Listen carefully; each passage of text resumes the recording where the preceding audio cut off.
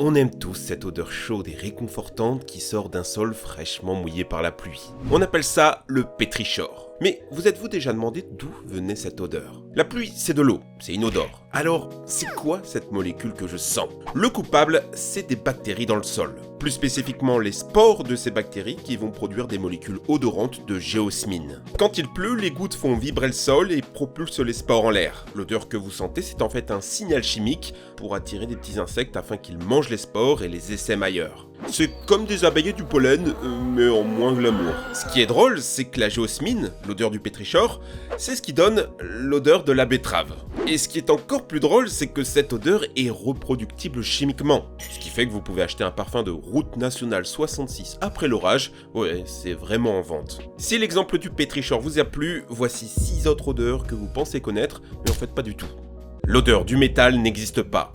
Pourtant, si, quand je touche une pièce de monnaie, une corde de guitare, ça sent. La science est formelle, le métal n'a pas d'odeur. Une odeur, ça demande 2 critères. 1. Être volatile, c'est-à-dire qu'il y ait des molécules qui se dégagent de l'objet pour voler un peu partout dans l'air. Le seul métal dans ce cas, c'est le mercure, qui peut être liquide à température ambiante. Sauf que le mercure n'a pas d'odeur, car 2. Il faut que notre nez ait des récepteurs capables de percevoir la molécule et donner l'information au cerveau. Oui, l'odeur de métal ne contient aucun atome de métal. C'est une réaction chimique d'oxydation de l'huile à la surface de tes doigts. Les ions de fer interagissent avec cette graisse pour se transformer en octane-3-one. Vous pouvez faire le test, Lavez une pièce de monnaie au savon, elle ne sentira plus rien.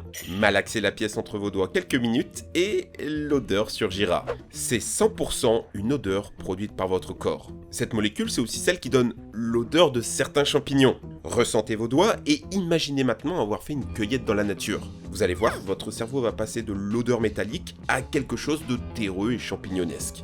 Mindfuck. Pourquoi l'odeur des personnes âgées?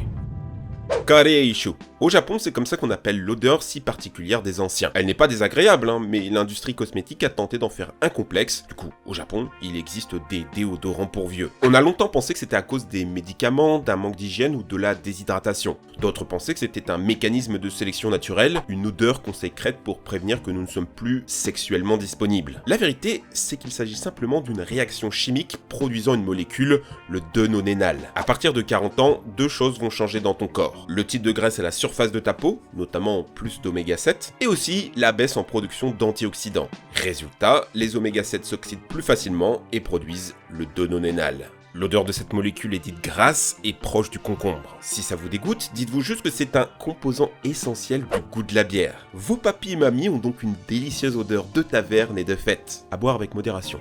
Pourquoi l'odeur des bébés est-elle si addictive ? Demandez à vos mamans quelle était l'odeur de votre petit crâne quelques semaines après votre naissance. Elle la décrira sûrement comme laiteuse, sucrée, avec une impression de fraîcheur et de propreté. Cette odeur rend addict toutes les mamans. J'ai lu des témoignages de mères qui se levaient pendant la nuit pour aller sniffer leur bébé. On a fait des scanners cérébraux pour voir ce qui se passait et l'odeur produit dans le corps un énorme rush de dopamine. C'est littéralement une drogue. Ça baisserait même drastiquement le niveau de testostérone. Les chercheurs pensent que cette odeur est l'une des origines de l'instinct maternel. Une technique de sélection naturelle que les bébés mettent en place pour survivre. Parce que dans la nature, un bébé ça consomme des ressources. Si tu rends pas la maman addicte, comment être sûr qu'elle ne nous abandonnera pas? Alors, d'où vient cette délicieuse odeur? J'espère que vous n'êtes pas en train de manger un yaourt parce qu'elle viendrait du vernix caseosa, autrement appelé le vernis de fromage. C'est une sorte de cire autour du bébé qui le protège du liquide amniotique dans le ventre de sa mère. Ce gras disparaît vite, mais laisse sur la peau cette délicieuse odeur. Ça ne dure que quelques semaines avant que le parfum disparaisse, au grand désespoir des mamans. Sauf que la science veut absolument identifier précisément la molécule derrière tout ça. Parce qu'elle serait un traitement très puissant pour guérir la dépression et certains troubles mentaux. Sniffer des bébés pourrait être le médicament de demain. Quelle est l'odeur des maladies ? Joy Mill est une Anglaise un peu spéciale. Elle est capable de sentir l'odeur de la maladie de Parkinson. Une odeur que vous ne sentirez jamais, mais qui lui permet à elle de diagnostiquer les gens avant même que la maladie ne se déclare. Rien d'étonnant quand on sait que certains chiens sont capables de sentir les cancers mieux que ne peut le faire un dépistage en labo. Oui, chaque maladie a son odeur. En faisant cette vidéo, j'ai trouvé des témoignages de docteurs qui pouvaient connaître la pathologie simplement avec leur nez. Une odeur de pomme, crise d'acétone. Une odeur de vernis à ongles, diabétique. Du pain qui sort du four, typhoïde. Du poisson pas frais, maladie hépatique. Et enfin, si vous sentez la peau de poulet qu'on vient de déplumer, c'est la rubéole. Certaines maladies portent même le nom de leur odeur. Par exemple la maladie du sirop d'érable, où votre urine a cette délicieuse odeur à cause d'un dysfonctionnement métabolique. Je vous rassure, Wikipédia a mis une photo de sirop d'érable, enfin je crois. L'histoire qui m'a le plus fasciné à ce sujet, c'est l'odeur de la schizophrénie. En 1970, les médecins avaient remarqué qu'il y avait une odeur particulière chez les patients en hôpital psychiatrique. Une étude a été faite et on a découvert la présence d'une molécule odorante, le TMHA. Sauf qu'une seconde étude en 1972 n'avait pas réussi à reproduire ce résultat et on en avait conclu que c'était de la psychophobie. Que l'odeur était juste une impression, un autre des nombreux clichés sur les personnes avec des troubles mentaux. Mais 40 ans plus tard, une autre étude a montré que bah si en fait, un haut niveau de TMHA est très probable, et ça ouvre la voie à des traitements, car si le TMHA s'avère être une psychotoxine, ça en fait un poison dont on peut trouver le remède. Clairement, la médecine par l'odeur est un futur à ne pas sous-estimer. Le terrible secret derrière l'odeur des piscines. Ah, l'été, sa douce odeur de chlore chaude à la piscine municipale. Malheureusement pour vous, ce que vous sentez n'est pas du chlore, mais un mélange d'urine et de sueur. En effet, quand on met du chlore dans de l'eau pure et qu'on laisse reposer quelques heures, aucune odeur. Quand on fait la même chose, mais qu'on ajoute de l'urine... What? That is crazy. Ouais, ça sent la piscine. On en avait déjà parlé dans notre vidéo sur les secrets de l'urine. Le chlore réagit avec les bactéries, l'urée et d'autres composés ammoniacales pour former le trichloramine. C'est à cause de ça que la piscine sent fort, pique les yeux ou gratte la peau. C'est même un composé nocif à respirer. Pour lutter contre ça, il faut paradoxalement encore plus de chlore. Et commencer à questionner votre petit cousin. Mais t'as pissé dans la piscine? Martin, il est incroyable, ton gosse, il vient de pisser dans la piscine. Mais il a aucun savoir-vivre, il pourrait chier dans l'eau s'il veut. Mais c'est incroyable. Parce que oui, 20% des Américains ont avoué avoir déjà uriné dans une piscine.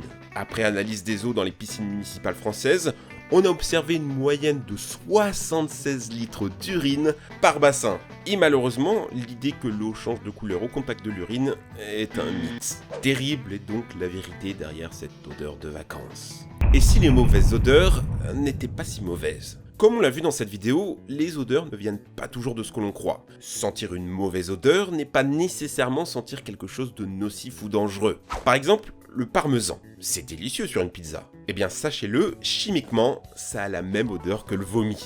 On a fait une étude les yeux bandés en faisant sentir du vomi et du parmesan. Les gens ne savaient pas différencier les deux. Et ça, c'est dû à la haute concentration d'acide butanoïque nauséabonde dans les deux substances. À côté de ça, l'odeur d'un prout ou du caca est due au scatol. Scatol qui en petite quantité a une odeur florale. On en retrouve dans la fleur d'oranger, le jasmin ou le jujubier. Cette poudre blanche, c'est de l'odeur de prout purifiée. On l'utilise même massivement en parfumerie pour fixer les bonnes odeurs. Et c'est ça qui me fascine le plus. Une mauvaise odeur, c'est parfois juste un atome en plus. L'odeur de l'herbe fraîchement coupée, de la tomate pelée et de l'œuf pourri ont énormément en commun. La mauvaise odeur va souvent n'être provoquée que par l'ajout d'un seul atome de soufre. La pire odeur jamais créée par l'homme, le thioacétone, c'est juste 3 atomes de carbone, 6 d'hydrogène et un seul soufre. Et ça a suffi pour provoquer des nausées et vomissements dans tout un village, la première fois qu'un chimiste a essayé de le synthétiser dans une usine. Pour vous dire la puissance du truc. L'être humain a une sensibilité exceptionnelle au soufre, l'associant à quelque chose de négatif, de pourri.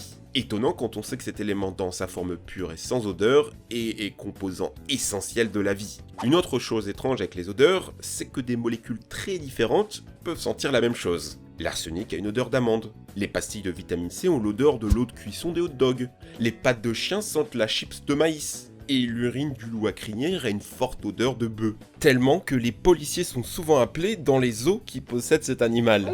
Mais pourquoi associer des odeurs à des molécules qui n'ont rien à voir entre elles ? La première raison, c'est la composante sociale. Vous associez les odeurs à des choses. Pour certains, les clous de girofle, c'est la cuisine de maman. Pour d'autres, c'est l'horreur du dentiste. Tout ça s'est construit profondément dans votre cerveau. Mais il n'y a pas que ça. L'odeur est aussi génétique. Personne ne sent la même chose que vous. Chaque système olfactif est unique avec ses propres variations biologiques. Ton odeur de chocolat n'est pas mon odeur de chocolat. Un exemple particulièrement criant, c'est celui de la coriandre. 20% de la population mondiale déteste cette plante. Elle aurait selon eux le goût et l'odeur du savon et de la punaise écrasée. Ça s'explique par la modification du gène OR6A2 qui va exploser la sensibilité aux aldéhydes, composants qu'on retrouve dans le savon et la coriandre. Moi qui adore la coriandre, c'est parce que mes gènes olfactifs sont nuls. Je ne sens pas toutes les nuances du savon, tout comme celles de la coriandre, contrairement à ceux qui n'aiment pas le goût. Alors, quelle est l'odeur qui vous a le plus choqué dans cette vidéo? Si vous voulez qu'on fasse une suite avec d'autres odeurs qui vous intriguent, demandez-les nous en commentaire. On fera sûrement ça sur la nouvelle chaîne Science Trash, notre chaîne spécialisée sur la science. Pensez à vous abonner à Trash et à Science Trash et mettre le petit pouce bleu de l'amour. C'était Neoxys, merci à toute la team des monteurs pour leur taf incroyable. Allez les amis,